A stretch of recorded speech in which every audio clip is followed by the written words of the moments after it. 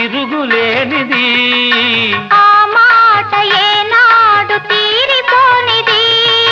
ఆ మాట ఏనాడు తిరుగులేనిది. ఆ మాట ఏనాడు తీరిపోనిది.